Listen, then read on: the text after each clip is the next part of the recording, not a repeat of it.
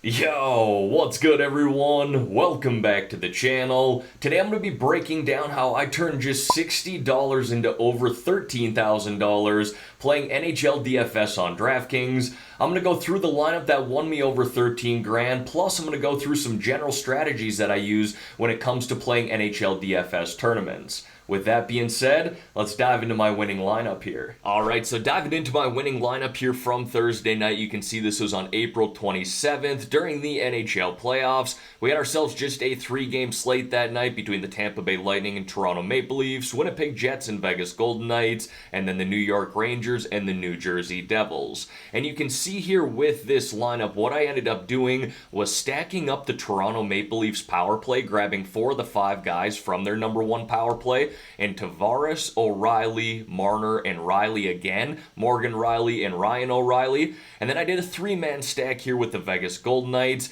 targeting their third line in number 1 power play, a little combination between the two, with Mark Stone, Alex Pietrangelo, and Chandler Stevenson. And then I just did a one-off play there with Eric Haula, which obviously paid off for me, him scoring 40 DraftKings points. And then with my goaltender there, I didn't want to have any negative correlation within my lineup, basically meaning I didn't want to play any New York Rangers going against my goaltender, so I went with Schmidt here of the Devils, ended up having a really good night, posting a shutout that night, and scoring 26 DraftKings points. And then you can see the total there that I put up that night was 188.5, clearing me out of second place by almost 17 DraftKings points. I don't want to say I didn't have to sweat it out on Thursday night, because I certainly did, but having a 17-point clearance between first and second definitely made me feel comfortable heading into that third period between the Jets and Vegas Golden Knights. Although I am very superstitious when it comes to DFS and really hockey in general, so once I saw that I got into first place, I actually shut that Vegas Jets game off heading into the third period. Didn't want to watch it, didn't want to make myself really more stressed out than I needed to be, and then I ended up checking the game after it concluded, where I saw I was still in first place. Obviously really excited about that and really happy with the way that this lineup turned out.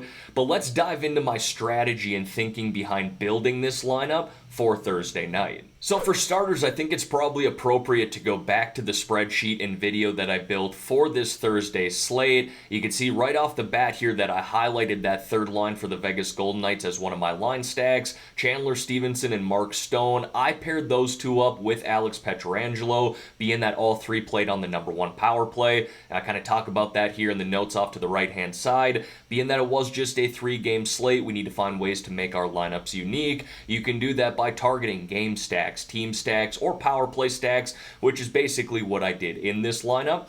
And then after that, I basically told everyone that I was building a lineup here around Tavares, Marner, O'Reilly, and Riley, targeting that Maple Leafs number 1 power play. And then of course, the one-off play, one of my low-priced options, was Eric Haula at $3,400. Again, with my strategy, I went with the 4-3-1 stack, which we're going to break down here a little more granular in just a minute, and my one-off play ended up being Eric Haula.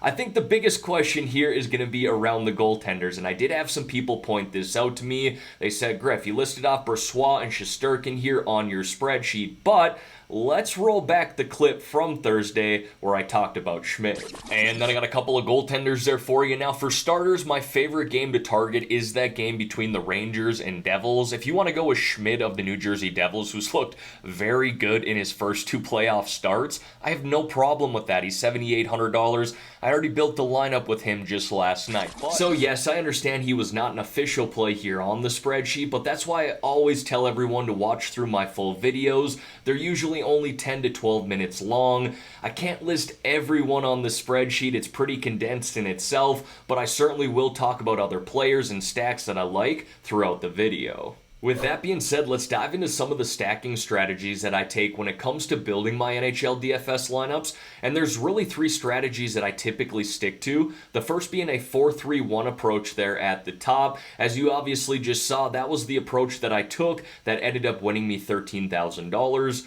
The next is a 3-3-2 approach, and then finally a 2-2-2 approach. Well, let's dive into this a little more granular. So the first strategy that I have there is a 4-3-1 approach. Again, the strategy that I used for my Thursday night lineup, where I'm stacking up 4 guys from the same team, for example here, 4 Boston Bruins, 3 guys from another team, for example the Los Angeles Kings, and then finding a one-off play that I really like, for example here, Evan Bouchard of the Edmonton Oilers. Now, I listed the 4-3-1 strategy as the number 1 strategy because it's typically the one that I take the most when it comes to building my tournament lineups, and for what it's worth, it's usually the one that I see take down tournaments as well, finishing in first place.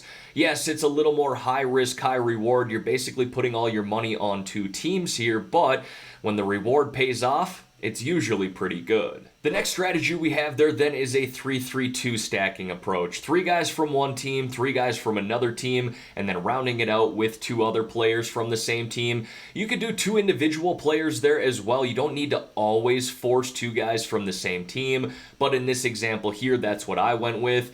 I'm not afraid to use this approach at all. Like I said, the 4-3-1 approach is my favorite, but 3-3-2 is definitely my second favorite. And then finally here we got the 2-2-2-2 stacking approach, where you're grabbing 2 guys from 4 different teams and building out your lineup. I typically use this the least, and I usually use it on bigger slates like a 10 to 12 game slate, where I think, okay, there might be 4 or 5 teams here tonight that could score 4 or 5 plus goals, trying to get exposure to teams that I think have some really high scoring upside. It's my least favorite stacking approach, but you do see it win every now and then, and it certainly allows you to get a lot more diverse within your lineup. So those are my 3 general stacking approaches when it comes to playing NHL DFS. Again, the one that ended up winning me $13,000 here on Thursday night was the 4-3-1 approach. Let's go through it here one more time. 4 guys from the Toronto Maple Leafs targeting their number 1 power play with Tavares, O'Reilly, Marner, and Morgan Rielly. Then I went with 3 guys from the Vegas Golden Knights targeting their 3rd line in number 1 power play with Mark Stone, Chandler Stevenson, and Alex Pietrangelo. And then the beautiful one-off play there of Eric Holla from the New Jersey Devils, who put up 40 DraftKings points for me. And of course, we always got to have a goaltender. I ended up going with Schmid there of the New Jersey Devils, who hosted a shutout for me. We had a total score of 188.5. Like I said, really happy with this lineup, and hard not to be, right? Alright everyone, that's going to wrap up this video here for today. As always, thank y'all for taking the time out of your day to watch the content here on this channel. If you could like this video and subscribe to the channel, I would greatly appreciate that. Let's have ourselves a great day here, everyone. In the meantime, I'm out of here.